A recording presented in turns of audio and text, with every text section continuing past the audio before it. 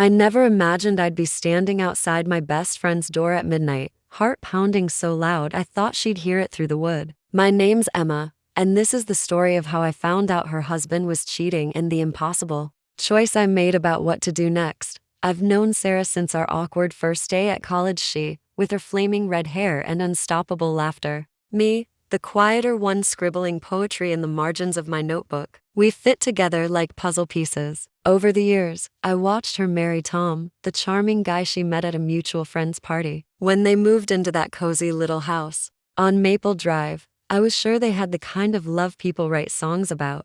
Then came the day that changed everything. I grabbed coffee with Sarah and Tom at our favorite cafe. As we talked, Tom's phone buzzed. He silently read the message, face going cold. I casually glimpsed the screen. It was from a woman neither of us knew. A flirty emoji, a heart emoji, just two innocent symbols, but something about the way he read it, the anger that flashed across his face, made me do a double take. He locked his phone quickly, but my stomach dropped. I decided not to say anything. Maybe it was nothing, maybe an old flame, a message from someone he was trying to ignore. Sarah seemed happy. Tom seemed devoted to a point, but that message lingered in my mind like a bad taste. Over the next week, I found myself noticing little things. He'd carve her name into old receipts, then scratch it out. He'd text in the bathroom, slamming the door behind him. And every time it happened, my heart sank. Then, 2 weeks later, a charity event at the community center brought it all to a head. I'd volunteered to help with decorations, while Tom was in charge of arranging desserts. I stayed late to clean up, and that's when I saw them, Tom and that woman from the message, huddled together behind the stage. I froze, unseen, as she touched his arm, and he leaned in close. Their closeness wasn't secret, it was intimate. And suddenly, it wasn't just a text. I had proof. My hands shook as I swept up stray papers. My mind raced. Do I tell Sarah now? Immediately? In private? Or do I wait? Do I ask Tom first? Do I confront him? Everything felt heavy. I left the event in a daze.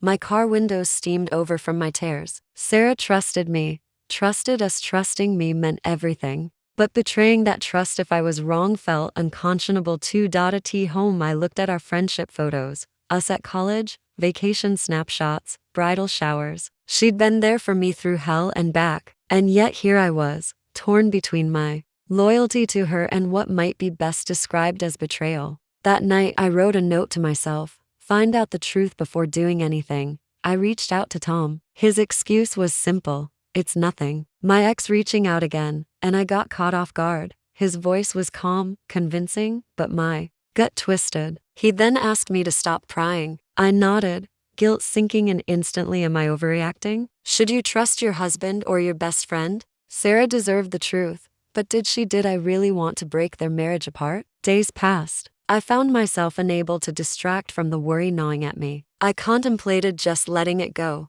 burying everything. That would protect Sarah, protect both of them, but it would eat me alive. And who would she turn to if later she discovered I knew? Would she hate me for not warning her? The call came one rainy Thursday. Tom asked me to meet him at our usual spot, a quiet park bench tucked behind the library. My heart pounded as I got there, and he showed me one text from that woman. Miss you. No other evidence. He looked me right in the eyes and said it meant nothing. It's been years, he told me. I just didn't want you involved. I believed him partially, but seeing that message, knowing what I'd seen, I just couldn't be sure.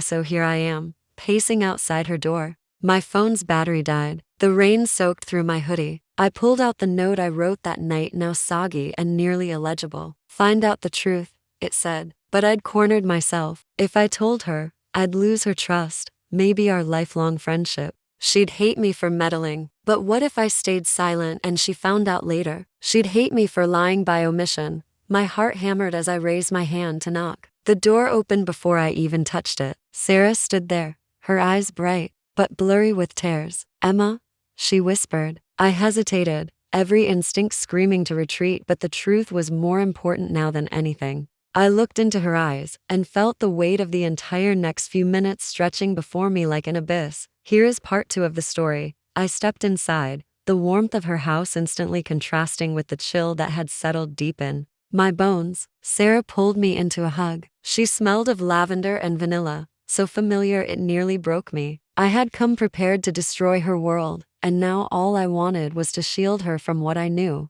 We sat on the couch, the dim light of a single lamp casting shadows across the room. "You okay?" she asked, wiping her eyes. "I've been crying all evening. Tom's out late again. Work stuff supposedly." She tried to laugh, but it caught in her throat. I swallowed hard. This was my moment. I could lie. I could say I was just dropping by to check on her. I could postpone it another day, buy myself more time. But as I looked at her, my best friend, my sister and everything but blood, I knew I couldn't carry this alone anymore. "Sarah," I began, my voice trembling, "I need to tell you something. And it's going to be really hard to hear." Her smile vanished. She sat straighter, her hands clenching into fists. "What is it, Em?" I took a breath, willing my heart to steady. "A couple of weeks ago I saw Tom with another woman behind the stage at the community center. They looked close, more than friends." She stared at me, eyes wide. "What do you mean, close?" "I mean, he was touching her, and him. I saw them together. And earlier, I saw a text message, one I shouldn't have seen, but it was flirty." I didn't want to believe it. But after what I saw that night, I couldn't stay silent anymore. Silence stretched between us, thick and suffocating. Then, a single tear traced down her cheek. "Are you sure?" she whispered. I nodded, hating myself. "I talked to him. He said it was an old ex reaching out. He swore it was nothing. But Sarah, his actions didn't match his words. I just couldn't keep this from you." She leaned forward, her head in her hands. A sob broke through, raw and deep. "Oh God, Emma, I've been feeling something was off. For months, the late nights, the distance. But I hoped it was just stress." I reached for her hand. "I'm so sorry. I didn't know whether to tell you. I was terrified of hurting you, of ruining everything." Her eyes met mine, red-rimmed and glassy. "I'm glad you told me. I hate it. But I'd rather know." Relief washed over me, relief, but also dread. Now she had to face the truth, and I couldn't protect her from that.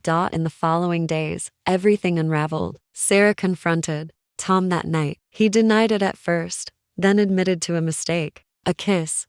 He claimed nothing more, but when she checked his phone, she found more messages, more evidence. It wasn't just a kiss. It was an ongoing affair. Sarah moved in with her sister for a while. I helped her pack, held her when she cried, listened to her rage and heartbreak. Our friendship deepened in those dark weeks. She needed me, and I was there, but part of me still wondered, had I done the right thing? Could their marriage have survived if I'd stayed silent? Had I acted out of true concern, or out of my own need to feel righteous? Months passed. The divorce papers were filed. Sarah found a therapist, started rebuilding her life. We talked often, more than ever. Yet sometimes I caught a flicker of sadness in her eyes when she looked at me, as if remembering that I was the messenger who brought her world crashing down. One crisp autumn morning, we sat together at a cafe, sipping chai lattes. She reached across the table and squeezed my hand. "Emma," she said softly, "I want you to know, I'm grateful. You told me the truth when no one else would." I hated hearing it,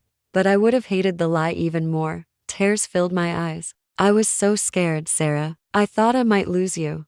"You almost did," she admitted. "I was angry at first, not at you, but at everything. I needed someone to blame. But you were brave. You put our friendship at risk to protect me. Even now, years later, I still wonder, would I do it again? I think I would, because loyalty doesn't always mean silence. Sometimes it means standing in the fire with someone, even when they might push you away. So now I'll ask you, what would you have done? Would you have told your best friend? Or would you have stayed silent, hoping to spare her the pain? I still wrestle with that question, and maybe there isn't one perfect answer.